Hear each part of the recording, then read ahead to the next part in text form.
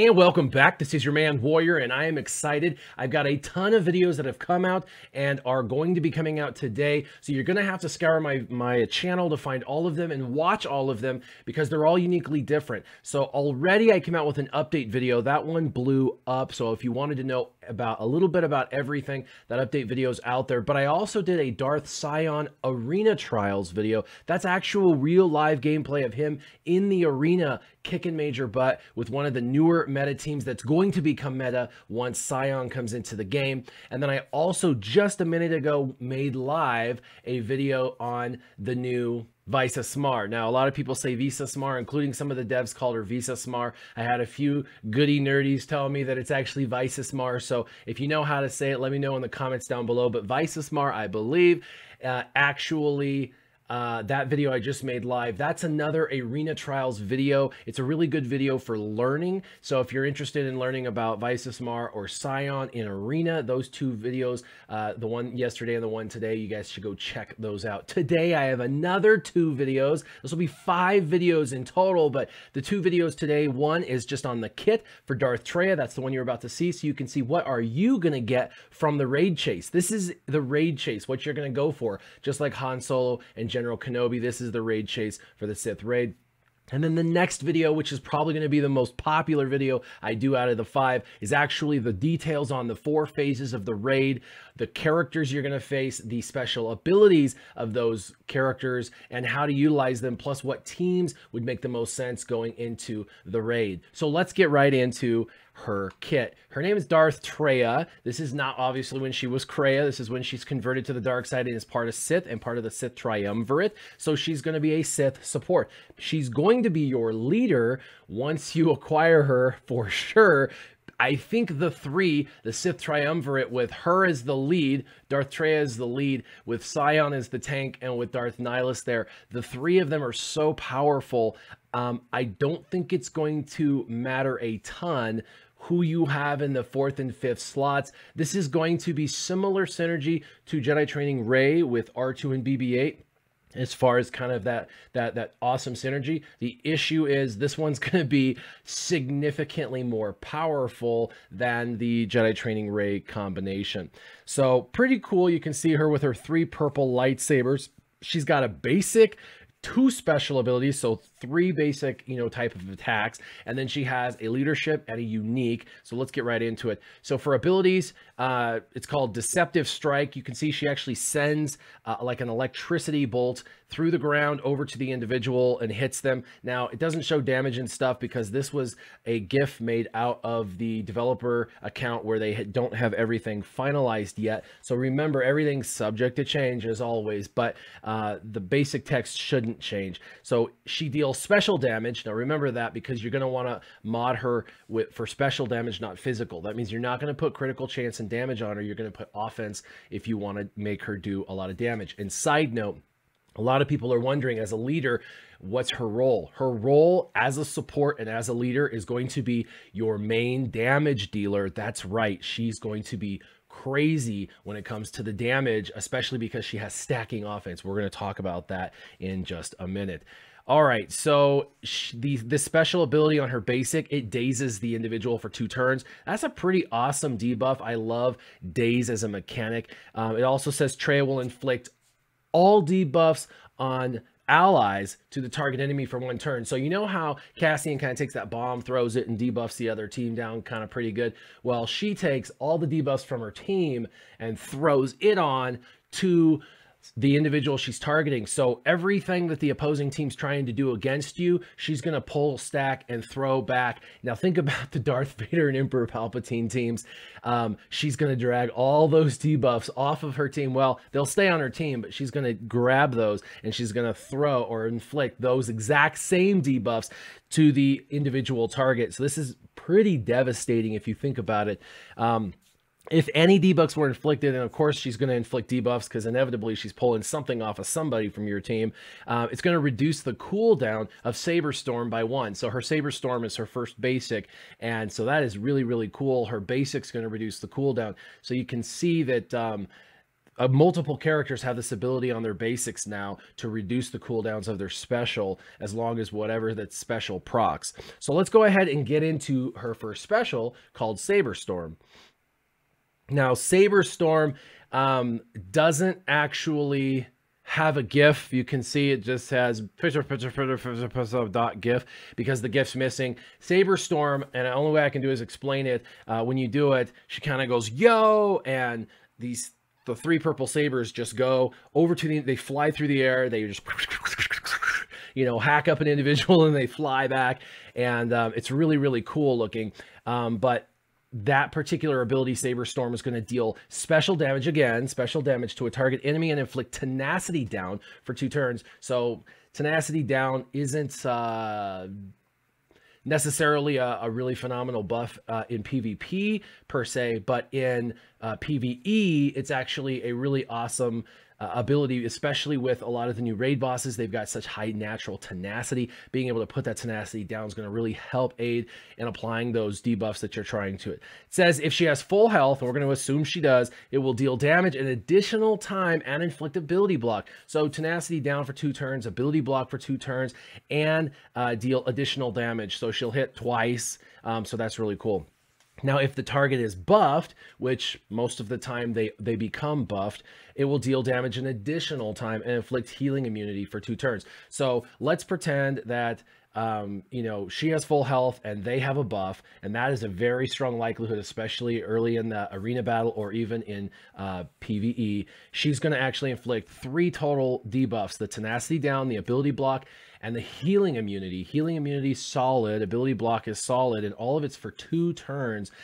So that's really good. This attack can't be evaded, so even if there's foresight, it's going to go right through the foresight, and that ability has a cooldown of 4, and that ability can be reduced by her basic. So she's going to be able to use it sometimes every other turn. So that's going to be really, really good. Triple debuff bonuses is awesome. How that's going to work is really good against PvP. Think about certain areas in the raid where you're going to need that tenacity down. But I like how it's can't be evaded. There's a lot of evasion now. So this is going to give you that ability to get around that. Isolate, which is the one you're seeing the actual GIF of here, it's pretty cool. She actually sends electricity through the ground. It comes up and hits the individual on the other side. So it's a pretty cool, you know, design. And it will dispel all buffs on the enemy. So this is how to get rid of like a taunt or things like that. It increases their cooldown. So this is kind of Nihilus-esque in the fact that she's going to be able to increase their cooldowns, and she'll inflict isolation on that target enemy until another enemy is isolated or Traya is defeated. Reduce target allies cooldowns by 1 and grant them protection up plus 50% until the end of the encounter. So when she does this, she'll do some damage, she debuffs them, and she inflicts isolation on them. The isolation, what that does is they can't gain any buffs while they have isolation. They can't attack or gain positive effects out of turn. Positive effects could be turn meter gain. We're going to go over those in a second. It could be actual buffs, taunt. It could be anything green, any positive effect like health gain, anything like that. So isolation just basically forces them to be away from their party. They don't gain benefits from their party, and they don't get to help their party. When it's their party's turn, it acts as if that character doesn't exist, and when that character has their turn, it pretends like the other party doesn't exist. So it isolates, literally isolates them. So let's go over isolation. Isolation, again, says they can't gain buffs, they can't attack or gain positive status effects out of turn, meaning on other people's turns. Allies can't attack or gain positive status effects during the unit that has isolation's turn. And if you use it against raid bosses, they won't be able to gain buffs. That's pretty good, although some of the raid bosses don't need buffs. And then characters attacking this unit gain critical damage up and health steal for 1 turn. That's specific against raid bosses. So if you isolate the raid boss with Darth Traya, and we don't have footage of this, but if you do that, your other units get critical damage up, which is good, and health steal up, which is really good in phase 1 of the raid. So if you're thinking about getting her, you know, once you unlock her in 4 to 6 months, through the raid, and you're deciding on what team to put her on and stuff, she would be really great in phase 4. or she'd be really great in phase 1. That's my first early estimation, because in both phase 1 and phase 4, you're going to take a lot of damage straight to health, and you're going to want to be able to regenerate that health. And so anytime you can give yourself health steal up, you know, that's kind of a big deal. Positive status effects that this is going to negate or prevent during their turn for others, or others' turns prevent for the target, is going to be any extra turn meter gain, any additional health recovery, any protection recovery, assist attacks, you know, getting called to assist, any additional buffs being applied, a revive. If somebody wants to try to revive that character, they won't. Any dispel, health equalization, so that's like Barris when she's trying to do a health equalization, and cooldown reduction. So anytime you're trying to help out your team with cooldown reductions, this isolation. Now, this is important because this is a way that if you can get a faster Traya versus the other person's Traya, you can isolate their Traya before theirs isolates yours, and then their Traya is really going to be vulnerable to everything you're going to want to do against her. So pretty cool. Her leadership ability is called Lord of Betrayal, and it has a Zeta, and she also has a unique that has a final, that has a Zeta. So you got 2 Zetas on this character. Her leadership, which is pretty awesome, is Sith allies have critical avoidance, but it's plus 40% critical avoidance. That is something most people don't even look about in mods. They don't care about in mods, but you'd be very, very surprised how effective critical avoidance is, especially for tanks.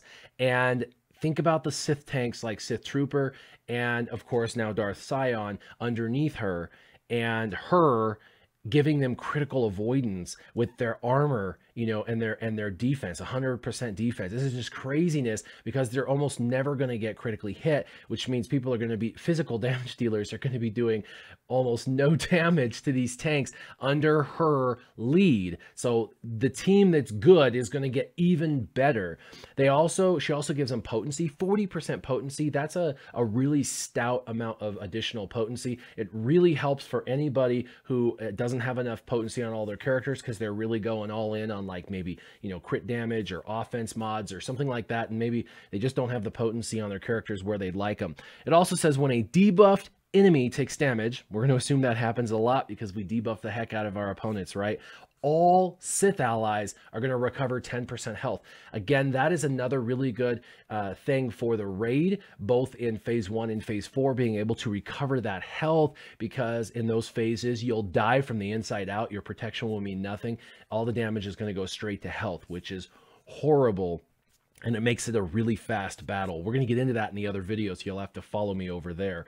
When an enemy uses an ability outside their turn, they take damage equal to 35% of their max health. Yes, you heard me right. This is anti-CLS. This literally a Rebels counter team. Every time they counter outside of their turn, or they're called to assist outside of their turn, or BB-8 and Rey. I mean, this is like crazy anti-counter team. Even the Empire teams with Gar Saxon that nobody uses, but this is going to be totally anti that, because it forces them, when they attack out of turn, to take 35% of their max health damage. That is really crazy. The damage that they get hit is kind of like Emperor Palpatine damage. It can't kill them. It can take them to 1 health, but it can't kill them. But it's still 35%. That is a chunk. Now, if they have protection, it will come off protection first and then go to health. It doesn't go straight to health. It's just damage equal to max health. It says when an enemy gains a buff outside of their turn, yikes. This is Jedi training Rey teams now. They lose 50% offense until the end of the turn. That neuters them. So they gain buffs outside their turn and they get neutered. They can't do any damage. Like a negative 50% offense is nuts. She is literally the anti-CLS. She's the anti-counter. She's the anti, you know, if Emperor Palpatine's teams, and people are pairing that Emperor Palpatine team up with General Kenobi, who gives retribution, like this totally and completely neuters teams like that as well. So that even the current meta with Emperor Palpatine is actually a thing of the past. Once she comes out, she will be, unequivocally, she's going to be future meta. This is what everyone's going to be chasing to become meta. So pretty crazy. Now, in addition to that, she has this unique called Compassion is Weakness, and it'll have a Zeta as well. And it says when an ally suffers a debuff, that happens a lot, Darth Traya is going to gain plus 10% bonus protection that stacks until the end of the next of her turn. So as people are being hurt around her, she's going to get stronger and stronger and stronger defensively until it's her turn again. This kind of helps prevent her from being, you know, killed. And then it says at the start of each Sith ally's turn, so everybody on your team that is a Sith ally, Traya will dispel all debuffs on them. She's going to literally cleanse them every turn. Every time they take their turn, they get cleansed. So at the beginning of each of their turns, they're going to cleanse themselves because of her. And she deals damage equal to 5% of her max health for each dispelled debuff. Now, that sounds bad, but it's basically a Ahsoka Tano Fulcrum. You know, Fulcrum, she takes debuffs, and at the end, you know, as soon as she takes them, she hurts herself, but she gets rid of the buffs. The only one she can't, you know, get off is the Fracture. It's exactly the same way. Because of Traya, everybody on the team will kind of commit a bit of suicide by slowly shedding off, you know, at the beginning of their turn, they'll get rid of those buffs, but at the expense of that. Now, this is why the health regeneration is so important with her, because she's going to help kind of give back what she's taking. So she takes the buffs away, which hurts them, but then she's going to give back health. So pretty awesome. And then when allied Darth Nihilus or Darth Sion, and you're going to be playing with both of them, hopefully, if they're critically hit or inflicted with a debuff, she gains 12% offense, and that's stacking for not just one turn, but for 2 turns. So she's going to become your main damage dealer because of other people being hit. She's going to get way more protection, and she's going to get way more offense. The protection stacks and the offense stacks, making her the most durable character on your side and the biggest damage dealer on your side. And she cleanses the whole team, like I said, at an expense. But you know, the Ahsoka Tano Fulcrum, it's not that bad, the loss that you take for what you gain with the ability to not have buffs or debuffs sticking to your team. So this is pretty awesome to have the debuffs gone. The downside is for Emperor Palpatine-led teams, this will fuel a ton of turn meter. Literally every ally has a turn, and every ally will feed more turn meter to Emperor Palpatine teams. So I could see the Emperor Palpatine teams being kind of a direct counter because of their specific mechanic with the debuffs. When the debuffs go, turn meter is gained. So that's one aspect of countering her that I have thought about. And since the current meta is Emperor Palpatine, I know a lot of people that'll probably go there. So that's it. I hope you guys have some questions.